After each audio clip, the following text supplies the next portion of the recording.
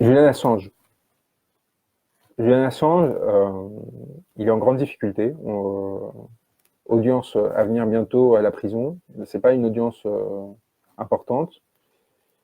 Moi, je trouve que ça devient grotesque. Je vous le dis avec... c'est quand même quelqu'un dont je suis très proche, hein, que je considère vraiment comme étant un ami. Je pense qu'il me considère comme un ami aussi.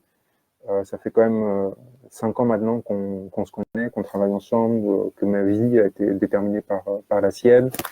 Et, euh, et c'est plus de la rage, c'est plus de la tristesse, c'est vraiment un sentiment d'absurdité. Que on laisse cette personne-là enfermée dans une prison de haute sécurité, construite après le 11 septembre pour enfermer des terroristes, qui a un couloir qui mène directement à un tribunal. C'est dire les conditions dans lesquelles il est enfermé. 23 heures sur 24, avec une demi-heure d'accès libre et une demi-heure d'accès au soleil, pardon, et une demi-heure d'activité commune. Avec 2 visites sociales par mois.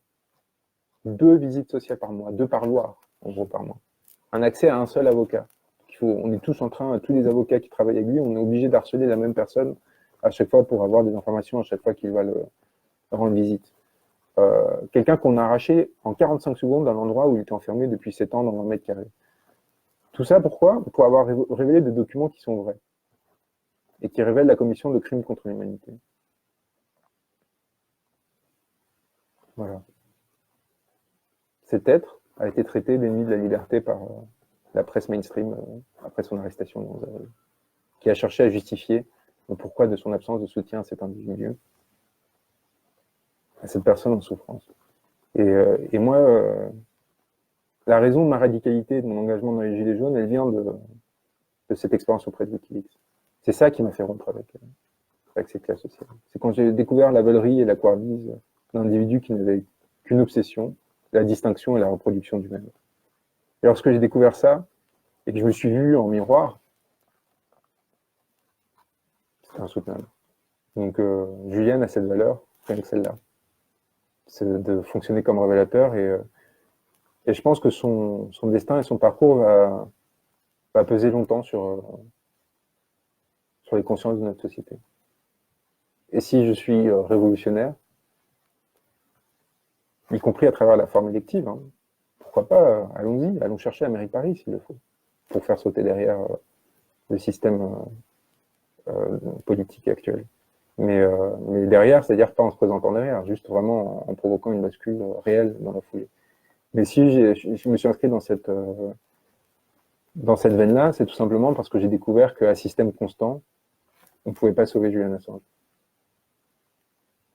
Quel que soit le niveau de justice ou d'injustice, pardon, qu'il subissait, il y avait, quelle que soit la certitude que l'on avait que son destin était injuste, quelle que soit la certitude que l'on avait que 90% de la population française soutiendra le fait qu'on lui donne l'asile, nos hommes politiques étaient tenus et ils le lâcheraient. Et quand j'ai découvert ça, et quand j'ai découvert la trahison de Hollande dans l'échange que j'avais eu avec lui en 2015, lorsque j'avais essayé d'obtenir son asile après qu'il ait révélé, en fait, tout simplement que les États-Unis nous traitaient comme une colonie, quand j'ai vu que Hollande, pardon,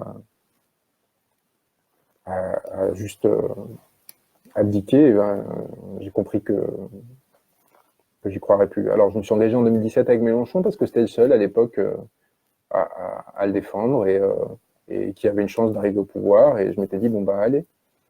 Et quand il a perdu, bah, j'ai compris que c'était foutu. Et du coup, j'ai lâché. Je me suis senti très seul pendant un an et vous êtes arrivé.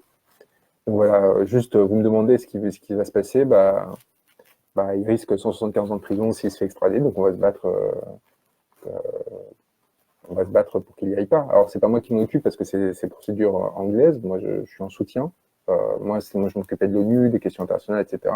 Là, c'est une procédure purement anglaise, mais je suis en contact permanent avec les avocats pour essayer de leur filer le coup de main et surtout être au courant et essayer d'organiser leur soutien. Est-ce que c'est un complot d'État? Oui, alors typiquement, c'est un vrai complot pour le coup. C'est-à-dire qu'on a vraiment mis en place un complot pour écraser cet individu.